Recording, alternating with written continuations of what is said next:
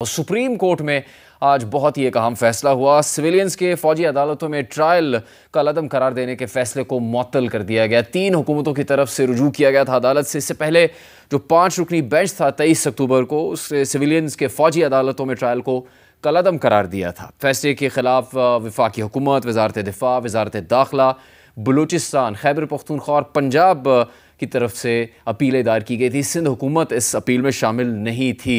क्या असरात होंगे इस फैसले के, हम बात करेंगे। दूसरी तरफ साइफर केस में साबिक चेयरमैन PTI और शाह महमूद कुरैशी पर फर्द जुर्म आयद कर दी गई है, जिसके बाद बाकायदा ट्रायल शुरू हो जाना है अडयाला जेल में और गवाहों के बयान भी रिकॉर्ड किए जाएंगे। इससे मुतालिक कुछ अहम बयान भी आए हैं, खासतौर पर अलीमा खान साहबा का बयान। ये 2 अहम अदालती मामलात, इसके अलावा इलेक्शन कमीशन को शेड्यूल देना है, जिस पर तहरीक इंसाफ का बड़ा वाज़ेह मौक़िफ़ आया कि अगर ये शेड्यूल ना दिया गया तो तौहीन के मुर्तकब हो सकता है इलेक्शन कमीशन। नवाज शरीफ साहब, साबिक वज़ीर आज़म, कहते हैं कि इंतकाम वो नहीं चाहते लेकिन हिसाब बनता है। किससे वो हिसाब मांग रहे हैं, इस पर हम इस प्रोग्राम में बात करेंगे। हमारे साथ पाकिस्तान के सीनियर वकील सलमान अकरम राजा, माहिर कानून हैं, वकील भी हैं, साबिक चेयरमैन PTI और कई अहम केसेस में पाकिस्तान की तारीख में वो पैरवी कर चुके हैं। बैरिस्टर मोहसिन शाहनवाज रांझा मुस्लिम लीग नून के रहनुमा हैं, उनसे हम बात करेंगे। इसके अलावा हसन रज़ा पाशा, माहिर कानून, उनसे भी उनकी राय लेंगे। सलमान अकरम राजा साहब, जो आज सुप्रीम कोर्ट ने रास्ता मुतय्यन किया है, इसी पे अब आगे चलना होगा और जो खदशात हैं किसी भी तरह के, उनका अजाला क्या हो सकेगा इस बात से कि फ़ौजी अदालतों में ट्रायल का हतमी फ़ैसला सुप्रीम कोर्ट के फ़ैसले से मशरूत होगा, या फिर ख्वाजा हारिस साहब ने जो तफसील बताई जिसमें उन्होंने कहा कि सब सिविलियंस का नहीं होना ट्रायल, वो लोग जो कौमी सलामती के लिए शदीद ख़तरे का बाइस बने हैं उन्हीं का ट्रायल फ़ौजी अदालतों में होना है। नहीं, देखें, फ़ौजी अदालतों में ट्रायल हो सकता है या नहीं हो सकता, इसका ताल्लुक किसी सिविलियन कैटेगरी से नहीं है कि इस नौइयत के सिविलियन का होगा और इस नौइयत के सिविलियन का नहीं होगा। हमने आइन और कानून की बात की है। 5 जज साहिबान ने जो फ़ैसला दिया है, जो आएगा अभी तफसीली फ़ैसला, अभी शॉर्ट ऑर्डर आया है, वो आइन और कानून की रूह के मुताबिक है और मतन के मुताबिक है। हमारा आइन बहुत वाज़ेह है कि जज जो है वो शख्स हो सकता है जो गैर जानिबदार हो, जो इंडिपेंडेंट हो। किसी इदारे का, इंतज़ामी इदारे का एक मातहत अफसर, वो कर्नल हो या मेजर हो, वो किसी सूरत जज नहीं हो सकता। Judicial power of the state एक तसव्वुर है कि कौन है जो इंसाफ के मनसब पर बैठ सकता है।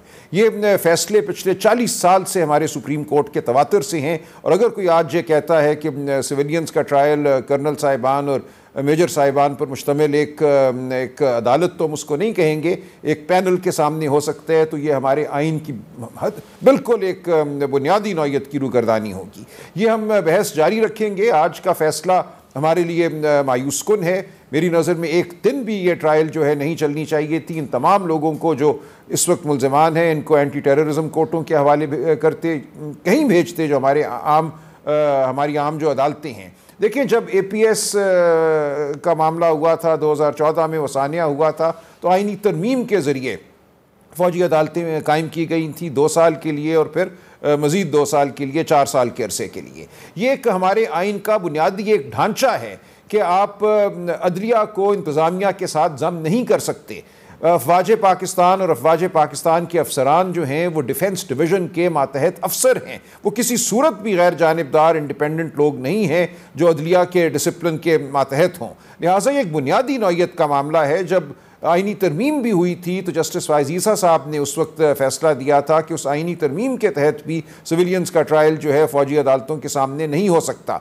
तो हमारी एक अच्छी तारीख़ भी मौजूद है और एक तारीख़ भी मौजूद है। हमें कोशिश ये करनी है कि हम अच्छी तारीख़ और अच्छी नज़ीरों से सबक लें और उनको आगे बढ़ाएं, ना कि वक्ती एक सियासी फ़ायदे के लिए, एक पार्टी को सल्ब करने के लिए हम वो बातें कर बैठें जो कल को मुझे, आपको, मोहसिन शाहनवाज रांझा को, सबको आके डसेंगी। आज हम बुनियादी नौइयत की गुफ्तगू कर रहे हैं। इसमें हम हमेशा यही करते हैं, बुनियादी मामलात का हम जो अहाता है वो आज के हवाले से करते हैं। आज किसको नुकसान हुआ, आज किसको फ़ायदा हुआ, और हम ये नहीं देखते कि कल क्या होगा और आने वाले सालों में क्या होगा। तो हम उसूल की बात कर रहे हैं, उसूल की बात पर हम डटे रहेंगे। बहुत से फ़ैसले हैं माजी के, वो डोसो का फ़ैसला हो, तमीज़ुद्दीन का फ़ैसला हो, बड़े तमतराक से अदालतों ने फ़ैसले दिए, तारीख़ ने उन फ़ैसलों को रद्दी की टोकरी में फेंका। लिहाजा फैसला आ जाना कोई बड़ी बात नहीं है। बात असल में यह है कि उसूल क्या है, आप कहाँ खड़े हैं और तारीख का फैसला क्या होगा। हमारी नज़र तारीख पे भी है और इस अदालत पर भी है। मोहसिन शाहनवाज राजा साहब, आपकी जमात तो बहुत ज़्यादा इस चीज़ की जिद्दोजहद करती रही है, ये दावा करती रही है कि सिविलियन बालादस्ती होनी चाहिए, पार्लियामेंट की सुप्रीमेसी कायम होनी चाहिए। वो फिर ऐसे माहौल में जब मामला सिविलियंस के ट्रायल का फ़ौजी अदालतों में जा रहा है, उसका किस तरह से दिफा करेगी जो अपनी माजी की सियासत है, जिसमें वो ख़ुद भी कहती है कि वो बहुत अरसे ज़ेर एताब रही ऐसे मामलात की वजह से जिसमें पार्लियामेंट की सुप्रीमेसी नहीं थी, सिविलियन बालादस्ती को कायम नहीं होने दिया गया पाकिस्तान में। बहुत शुक्रिया। देखिए, हम आज भी ये बात करते हैं सिविलियन सुप्रीमेसी की, हम आज भी आइन की बालादस्ती और दस्तूर की बालादस्ती की बात कर रहे हैं, और हम तो कह रहे हैं कि हमने तो भुगता है जो हमारे साथ हुआ। और अभी भी आप देख रहे हैं कि जो फ़ैसले अदालतों से आ रहे हैं, ये तो वही आफ्टर इफेक्ट्स हैं जो अब नज़र आ रहे हैं कि हमारे साथ क्या हुआ कि वो महज फ़ोटो कॉपीज़ के ऊपर नवाज़ शरीफ को सज़ा दे दी गई, महज एक एनालिसिस रिपोर्ट के ऊपर जो थी वो उनको नवाज़ शरीफ साहब को सज़ा दे दी गई।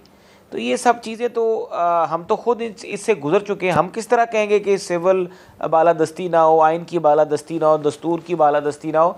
अच्छा, मैं एक चीज़ बहुत अहम है जो हर जगह पे कहता हूँ, कन्फ्यूजन ये है कि पीटीआई क्या समझ रही है। पीटीआई के ज़्यादा लोग ये समझ रहे हैं कि वो उनके साथ ज़्यादती हो रही है। भाई बात यह है कि जो 9 मई का एक सानिया हुआ जो कि पाकिस्तान की तारीख़ में आइंदा आने वाले कई दहाइयों में याद रखा जाएगा, वो ये था कि आपने फ़ौज की तनसीबात पे हमला किया। फ़ौज की तनसीबात पे जब आप हमला करते हैं तो उसके ज़ाहिर है आपके ऊपर इसरात भी आएंगे। आप पार्लियामेंट पे हमला करते हैं तो 2014 में आपको तहफ़्फ़ुज़ मिल जाता है, क्योंकि जावेद हाशमी साहब कह चुके थे कि इमरान खान कहता है कि मेरी मर्ज़ी के जज आ गए सुप्रीम कोर्ट में, तो मुझे तो तहफ़्फ़ुज़ होगा, चाहे मैं शलवारें लटकाऊँ सुप्रीम कोर्ट के सामने जाके, चाहे मैं इसको अगर किस तरीके से करूँ। तो अगर वो इस तरह से ये करेंगे तो डी चौक के ऊपर कर लें बंदे को इकट्ठे, या वो पार्लियामेंट की ग्रिल तोड़ के अंदर दाखिल हो जाएं, चाहे वो कहें वज़ीर आज़म को गिरबान से घसीट के बाहर निकालेंगे, तो ये सब कुछ जो हो रहा था उस वक्त तक वो माहौल था। उसके बाद फिर उन्होंने पाकिस्तान के अदारों को भी नहीं छोड़ा, तो ये होना ही था जिस तरीके से उनकी तरबियत हो चुकी थी। लेकिन अब यह है कि अगर वो 9 मई करने के बाद समझते हैं कि ये लेवल प्लेइंग तब मिलेगा कि 9 मई के जो करदार हैं उनको माफ़ी दे दी जाए। बात यह है कि 9 मई के जो करदार हैं उनको अगर आप माफ़ी देंगे तो आने वाले वक्त में इस मुल्क के लिए और ख़तरनाक नताइज सामने आएंगे। मैं ये नहीं बात कर रहा, पाकिस्तान की अदालतों ने आज से पहले भी चलाए ना, उन पे माफ़ी बिल्कुल ना दें। राज साहब, बिल्कुल, मैं आपकी बात में मैंने कोई मुदाखलत नहीं की, तो मैं भी गुजारिश करूँगा जब मेरी बात ख़त्म हो जाए तो आप ज़रूर अपनी बात का इज़हार करें। मैं ये बात कर रहा था कि आप उसके बीच में जो माजी में पाकिस्तान के सिविलियंस को क्या मिलिट्री कोर्ट्स में सज़ाएं नहीं हुई, इस फ़ैसले से पहले जो सुप्रीम कोर्ट में एक फ़ैसला हुआ था उससे पहले आप शुरू कर लें, पिछले 20, 30, 40 साल के जूरिस्प्रूडेंस निकाल के देख लें, उसमें जिन सिविलियंस ने आर्म्ड फोर्सेस के मामलात में इंटरफेयर किया और कुछ ऐसी चीज़ें की जिससे आर्म्ड फोर्सेस की जो सिक्योरिटी थी उन चीज़ों को मुदाखलत लिया गया, तो वहाँ पर उनको सज़ाएँ भी हुई, मिलिट्री कोर्ट्स में उनके ऊपर ट्रायल भी चले और सब कुछ हुआ। अब जब आप जाके कोर कमांडर हाउस पे हमला कर देंगे, जब आप जाके आईएसआई के हेडक्वार्टर पे फायरिंग करेंगे और ये पता होगा कि आपके बीच में ऐसे एलिमेंट्स मौजूद हैं, चाहे हम ये नहीं कह रहे कि पीटीआई वालों की नीयतें हो, लेकिन उनके बीच में ऐसे रोग एलिमेंट्स थे जिनके आज कनेक्शंस निकल रहे हैं। आप केपीके में रिसेंट रिपोर्ट हुई है कि वहाँ पर जो फ़ौज के इंस्टॉलेशन पे अटैक्स हुए उसमें कई ऐसे लोग निकले जो पुराने पीटीआई में थे।